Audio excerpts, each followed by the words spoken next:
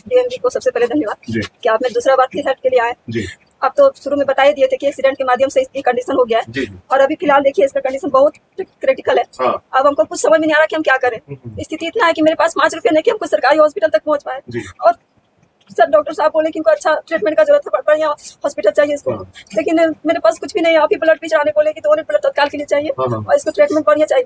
Sir सबसे पहले तो हम यहाँ कहना चाहेंगे हमारे यहाँ मंत्री जो है, विधायक जो है, बहुत ही स्थिति लोग का खराब है कि गरीब लोग के लिए सपोर्ट नहीं करते, खासकर हम जैसे लोगों को उनको सपोर्ट करना चाहिए, देखना चाहिए कि क्या कंडीशन में लोग हैं। और सारा कुछ छोटा छोटा मैटर को लेकर मीडिया में छा जाता है, लेकिन मेरे पास हमको देखने के लिए उसके पास आंखें नहीं है, वो नहीं देख सकते। बार बार जब न्यूज में जा रहा है तो उनको देखना चाहिए कि नहीं कि मीडिया सही है या गलत है, छानबीन करना चाहिए कि नहीं। हम यहाँ की गिरिडीह के सुदीप सोनी मंत्री जी के पास भी गए, उन्होंने कहा कि ठीक है आप रांची जाइए, हम यहाँ से कॉल कर देंगे, आपको गाड़ी का भी सुविधा दिया जाएगा, बाकी जो भी खर्च लगेगा हम यहाँ से मेंटेनेंस कराएंगे। हम उन्हीं के भरोसे, मेरे पास 1 रुपया नहीं था, उन्हीं के भरोसे हम सदर गए, सदर से छुट्टी लिखवाए, वहाँ से गाड़ी एम्बुलेंस दिया गया, एम्बुलेंस मतलब जाके वहाँ हम लोग को छोड़ दिया। उसके बाद लोग का कोई भी फर्ज नहीं बना कि क्या करना नहीं करना। हम 12 बजे रात तक हॉस्पिटल इमरजेंसी में इनको रखे और वहाँ रखने के बाद 12 बजे रात ड्रेसिंग के बाद बोला गया कि आप लोग घर जाइए, इसमें लिखिए आप यहाँ से चल जाइए। बोले सर देखिए हम यहाँ जाने के लिए नहीं आए, अपना पेशेंट को ठीक करने के लिए आए, हमको डॉक्टर साहब से मिलना है। तो बोले डॉक्टर साहब नहीं मिलेंगे, आप जाइए उसमें ओटीपी में जाकर वेट कीजिए। रात भर हम लोग इसी तरह स्ट्रक्चर में इसको रखे, सुबह हुआ तो वहाँ मिले, उसके बाद मिली भी तो पहली मुलाकात की तरह, ऐसा लगता है ये जिंदगी मिली भी तो मुझे खैरात की तरह, तबाह करके दोगे और क्या क्या गम,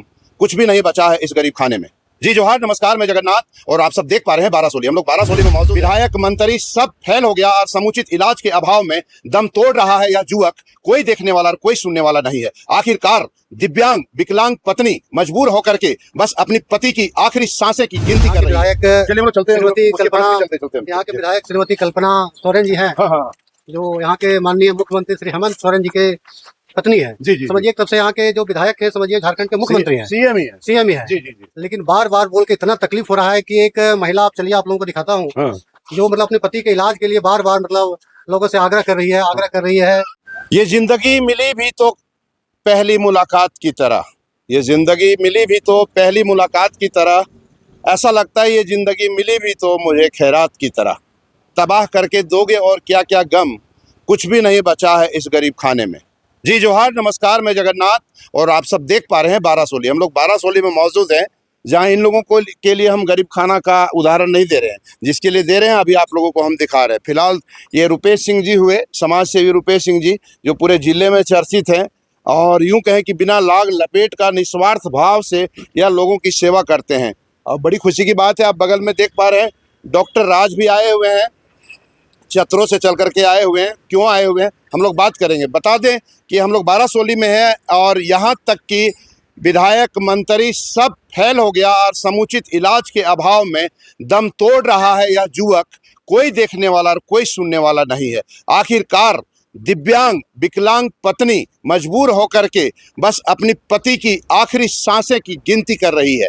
मैं बात कर रहा हूँ नीतू कुमारी की, जो दिव्यांग है। यहाँ पर रुपेश सिंह जी है, एक बार इनसे हम बात कर लेते हैं, उसके बाद आप लोगों को हम दिखाते हैं क्या लोग है गरीब खाने में, वो दास्तां आपको हम लोग दिखाते हैं। लेकिन रुपेश सिंह से हम लोग बात कर लेते हैं। आपने काफ़ी प्रयास किया, नीतू के पति को दवाई वगैरह काफ़ी हेल्प किया, क्या लग रहा है कैसे क्या होगा अब आगे इसका अंजाम? बोलने में काफी तकलीफ हो रही है, काफी दर्द हो रहा है कि यह घटना, जैसा आपने तो भैया किया ही, कि यह घटना बेंगाबाद प्रखंड का एक गांव है बारासोली, जो बेंगाबाद गिरिडीह मुख्य मार्ग में पड़ता है। तो यहीं की एक महिला है नीतू, जो विकलांग है और पढ़ी लिखी है, और आज से 4-5 माह पहले बाइक से इनके पति दुर्घटनाग्रस्त हो गए थे और इनकी आर्थिक स्थिति बेचारी की काफी खराब है और पिछले 4-5 माह से इलाज करवा रही है।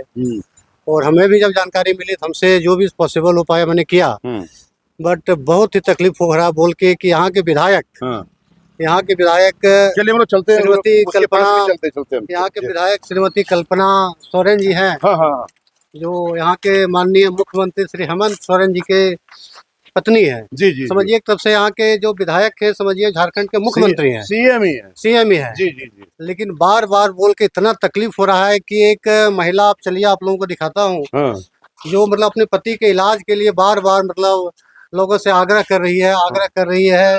और जहाँ तक मुझे जानकारी मिली कि यहाँ के जो गिरिडीह के मंत्री साहब हैं, सोनू साहब, वो एम्बुलेंस से एक बार इलाज के लिए गिरिडीह रांची रिम्स भेजे भी, बट उन्होंने विशेष कोई केयर वहाँ भेजने के बाद नहीं किया। न वहाँ पर ठीक से ट्रीटमेंट हुआ, फिर बेचारी को किसी भी तरह किराया और अरेंज करके फिर काफी कष्ट से फिर घर वापस आना पड़ा। और काफी स्थिति पैनिक है, आप सभी खुद विजुअल में देख सकते हैं। देख सकते हैं कि आप देख लीजिए, मैं इसी युवक की बात कर रहा हूँ। और देखिए लाइन भी इत्तेफाक है कि चल गया, लाइन आ गई। इसी युवक की मैं बात कर रहा हूँ जो पत्नी, दिव्यांग पत्नी बगल में बैठी है, नीतू, जो अपनी पति की मतलब यूं कहें कि सांसें गिन रही है। और निश्चित रूप से समुचित इलाज के अभाव में यह युवक आज जिंदगी और मौत से लड़ने के लिए विवश है। हम लोग बात करेंगे नीतू से और जानेंगे आखिर क्या हकीकत है और किसने मदद किया और क्यों मदद नहीं किया और क्या होना चाहिए अगर हो सके। कहते हैं कि आखिर क्या होगा, इसका समाधान क्या है, समाधान इसका कैसे होगा। अगर मान लीजिए कोई मंत्री विधायक कोई सुनते हैं, अगर कोई खबर लगाई जाती है, बोली जाती है या कही जाती है, विनती की जाती है, उनको जानकारी दी जाती है, तो क्या करने से ठीक होगा यह युवक? अभी सबसे पहले जब मैंने देखा कि स्थिति काफी पैनिक है तो हमारे देवरी प्रखंड के चतरों में एक हॉस्पिटल है, मन्नत हॉस्पिटल। वहाँ के डॉक्टर राज से मैंने आग्रह किया कि डॉक्टर साहब आप खुद जाके पेशेंट को देखिए। तो मैं डॉक्टर साहब को भी धन्यवाद देता हूँ कि वो खुद चतरों से यहाँ पहुँचे। और उन्होंने बोला कि भैया मैं देखता हूँ, अगर पॉसिबल होगा तो वहीं पे उसका ड्रेसिंग करेंगे और इलाज शुरू करेंगे। बट यहाँ आने के बाद डॉक्टर साहब ने बोला कि भैया इसकी स्थिति काफी पैनिक है, इनके इलाज के लिए हाई प्रोफाइल हॉस्पिटल की जरूरत है। हाई प्रोफाइल मतलब बेहतर इलाज। हाँ, बेहतर इलाज के लिए जहाँ पे 24 आवर सर्विस लगा हुआ रहे, मतलब हाई प्रोफाइल, और उसमें बहुत हैवी खर्च भी हो सकता है क्योंकि शरीर की स्थिति देख ही रही है, पूरा इम्यूनी पावर मतलब सब कुछ इनका एकदम बैठ चुका है, जैसा डॉक्टर साहब का कहना है। तो बहुत हाई प्रोफाइल की जरूरत है और बहुत तकलीफ हो रही है कि यहाँ के विधायक समझिए तब से सीएम है और एक विकलांग महिला नीतू बेचारी इलाज के अभाव में परेशान है। बेचारी कह रही है कि कई बार सरकारी हॉस्पिटल भी गई, रिम्स भी गई, गिरिडीह भी गई, और ये विकलांग है, चल फिर भी नहीं पाती। उसके बाद समझिए इस तरह के पेशेंट को लेके बार बार आना जाना कितना कष्ट होता होगा। और इसकी सूचना यहाँ के जो वर्तमान में गिरिडीह के जो मंत्री हैं उनको मिली भी, और उन्होंने एम्बुलेंस के माध्यम से रांची पेशेंट को पहुंचाया। लेकिन वहाँ पेशेंट जब रांची पहुंचा, रिम्स पहुंचा, फिर उन्होंने किसी को केयर नहीं किया। फिर हमको बेचारी फोन की, काफी आग्रह की, तो मैंने भी प्रयास इधर उधर से किया, बट ऐसा सिचुएशन वहाँ पे था कि बहुत चाह कर भी बहुत ज्यादा हम नहीं कर पाए। फिर किसी तरह से इन लोगों को फिर वापस घर आई और अब स्थिति देख ही रहे हैं। जी, तो पहले भी बीएनबी ने इस खबर को चलाया था और कुछ साथियों ने यहाँ तक कि मदद करने का आश्वासन भी दिया था और मदद भी किया था। सभी को दिल से धन्यवाद है। हम लोग डायरेक्ट चलते हैं दिल दास्तान सुनने के लिए नीतू से, और नीतू से ही जानेंगे कि आखिर कैसे क्या होगा और अब तक क्या हुआ, यही बताएंगे और इन्हीं से हम लोग सुनेंगे और इन्हीं से जानेंगे। नीतू क्या लग रहा है, अब कैसे क्या होगा आगे? डीएमडी को सबसे पहले धन्यवाद कि आपने दूसरा बार फिर हेल्प के लिए आए। आप तो शुरू में बता ही दिए थे कि एक्सीडेंट के माध्यम से इसकी कंडीशन हो गया है, और अभी फिलहाल देखिए इसका कंडीशन बहुत क्रिटिकल है। अब हमको कुछ समझ में नहीं आ रहा कि हम क्या करें।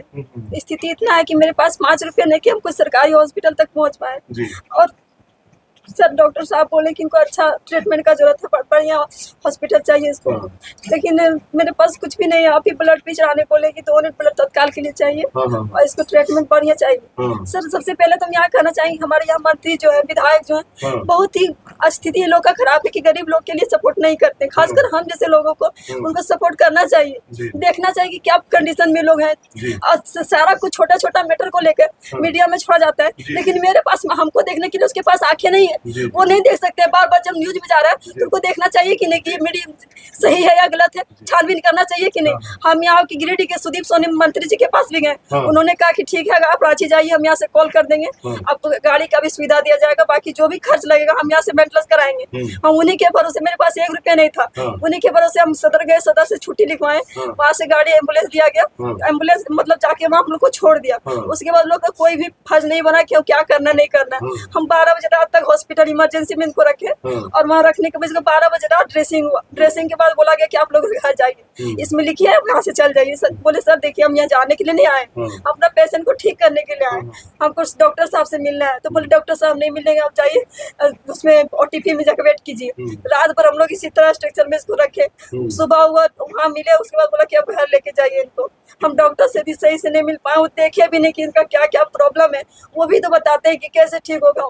डॉक्टर्स के ही कहने पर हम घर लाए, बोले 6 महीने लगभग टाइम लग सकता है, इनको लंबा इलाज चलेगा। लेकिन आप देखिए इनका कंडीशन क्या है, इनका जख्म जो बहस पूरा अंदरूनी पड़ रहा है। मंत्री विधायक सब फेल हो गया, सब फेल हो गया, कोई सपोर्ट नहीं किया, कोई सपोर्ट नहीं किया। तो देख पा रहे हैं यह नीतू की दास्तान है जो वाकई दिल को छू जाने वाली दास्तान है। और हम फिलहाल झारखंड राज्य में और झारखंड सरकार में रह रहे हैं, और जिस सरकार में तूती बोलती है दुनियादारी और इलाज के अभाव में यह बीमारी है परेशान। आखिर कैसे होगा समाधान, कौन करेगा समाधान? और निश्चित रूप से कहीं ना कहीं यूं कहा जाए, दुर्भाग्य कहा जाए कि इस राज्य में जन्म लेना भी कहीं पाप तो नहीं है, गरीब होना भी तो कहीं जुर्म नहीं है। फिलहाल इनको क्या नाम है इनका जी? फिलहाल उपेंद्र तुरी जो युवक जो बेड पर लेटा हुआ है, जिंदगी की आखिरी सांसें गिन रहा है, इन्हें जरूरत है हाई प्रोफाइल इलाज की जरूरत है। और आप लोगों को बीएनबी के साथ बने रहने की जरूरत है। बने रहें बीएनबी के साथ और देखते रहें कब कहां और कैसे दिखेगा, क्योंकि बीएनबी सच है तो बोलेगा। जय हो, जय हिंद, सत्य में जयते, वंदे मातरम। Thank you.